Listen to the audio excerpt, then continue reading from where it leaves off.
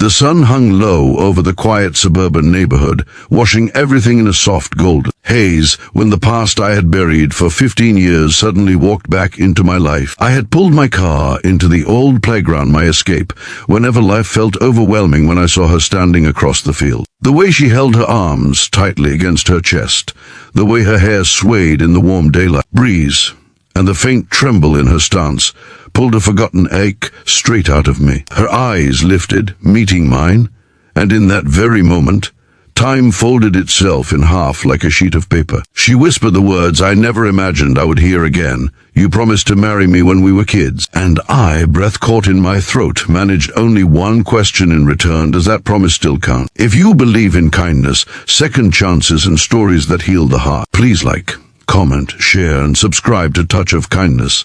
It truly helps bring more stories like this to life. My name is Arlen Ward, and until that morning, I believed my life was nothing but a series of failures tied together by exhaustion. I worked long shifts at a car repair shop, scraping together just enough to support my ill mother and pay the bills we were always behind on. Dreams?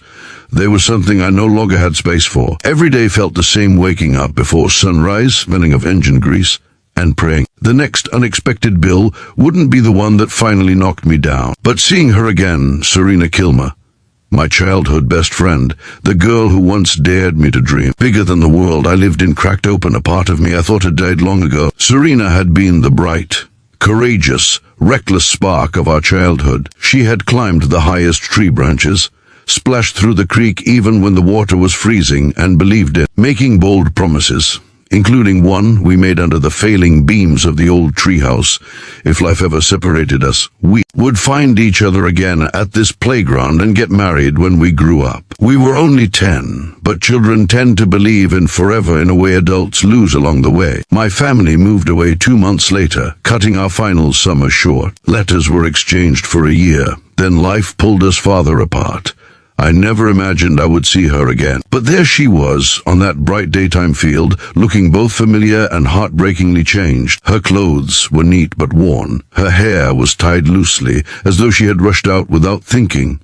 And there was a heaviness beneath her soft smile, one you only get from carrying years of unspoken battles. She told me she had returned to town to take care of her younger sister after their parents passed, and she had taken up a job at a local community center to help cover expenses. She had been living every day on a thread, holding her family together with whatever strength she had left. And yet, when she spoke, her voice still held that quiet courage I remembered so well. We walked around the old playground in slow, thoughtful circles. The swings creaked with each push of the wind, and the sunlight reflected off the metal slides like tiny scattered diamonds. She told me she never forgot the treehouse promise, not because she thought it would truly happen, but because it reminded her of a time when someone believed in her without condition. She said she had searched for me on social media for years but never found me, and one day, when life felt especially heavy, she came back to the playground simply to breathe. Fate, luck, destiny, whatever it was, placed me there on the same day. I told her about my mother's failing health, the debts,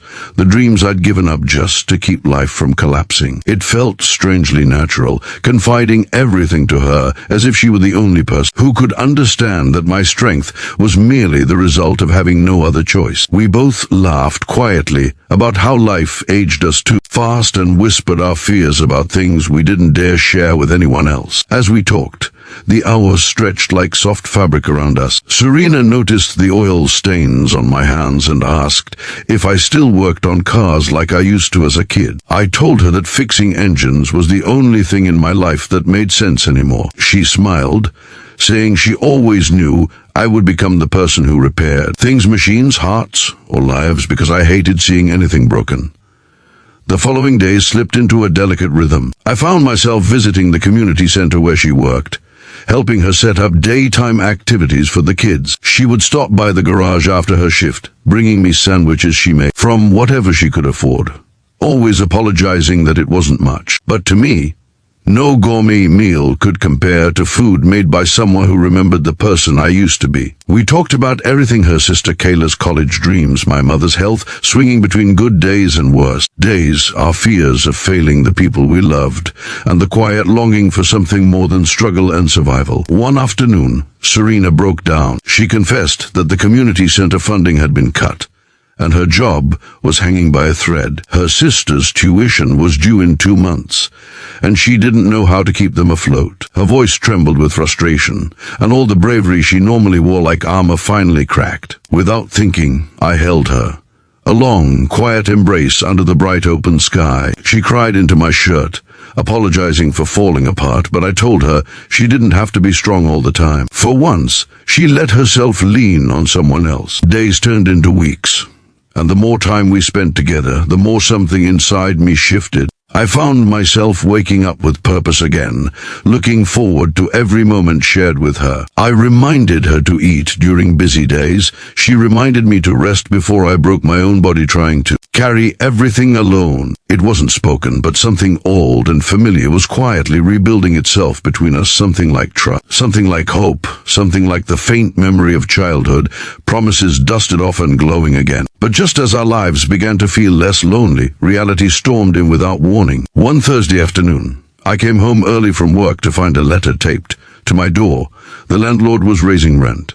Again, I stood frozen, my hands shaking, my chest tightening as the numbers ran through my mind, numbers that didn't add up, no matter how I twisted them. My mother's medical bills, the rent, my income, everything was a fragile house of cards, and one more gust would blow it apart. That night, I sat in the garage long after closing, staring at the dim bulb overhead, feeling helpless. When Serena arrived and saw my expression, she didn't ask what was wrong. She simply sat beside me until I felt safe enough to speak. I showed her the letter, expecting her to worry or panic, but she reached for my hand and told me something I never expected to hear. She said that losing my apartment didn't scare her as much as losing the version of me who believed he was alone in everything. She told me that she wanted to help not out of pity, but because she believed in a future where neither of us had to struggle alone.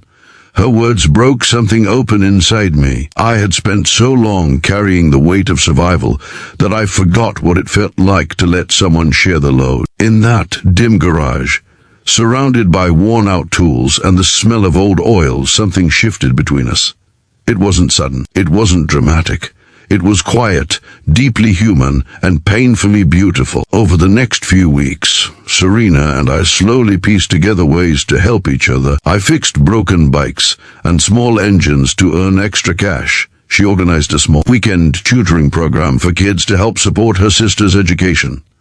The community center offered her part-time work again, and little by little, life began to rearrange itself in a way that didn't feel quite so hopeless. Then came the day, bright, warm, full of soft sunlight, when everything aligned without either of us planning it. We were at the playground again, standing under the old oak tree that once held our childhood treehouse. The wind rustled the branches, showering us with tiny fragments of light. Serena looked at me, and there was something different in her eyes, some brave, something that had been waiting for the right moment. She told me that life had taken almost everything from her. At some point, her parents, her peace, her dreams, but it had given something back too, the chance to rekindle a promise made by two children who believed in a world without fear. She said that being near me made her feel safe again, not because I could fix everything, but because I tried, and because I saw her even on the days she barely recognized herself. I felt my throat tighten as I took her hands. All those years of separation, all those battles fought in silence, all the dreams buried under bill and grief, suddenly aligned with the memory of two kids making a promise under a wooden roof. I told her that I didn't know what tomorrow would look like. I didn't know what storms were ahead. But I knew one thing without doubt. I didn't want a life that didn't include her. As the sunlight broke through the branches and lit her face, she whispered the same word. She had said the day we reunited, "You promised to marry me when we were kids." And I replied with every ounce of sincerity in my heart, "Does that promise still count?" Her eyes filled with tears, the kind that carried years of longing, pain, hope, and healing, and she nodded. "If this story touched your heart even a little, please like, comment, share, and subscribe to Touch of Kindness. Your support helps keep these emotional stories alive. Special request. Please comment promises that matter if you reached this part of the story. And under that bright daytime sky, surrounded by the echoes of our childhood, two people who had lost almost everything found something rare, something gentle, something steady, something worth rebuilding life around.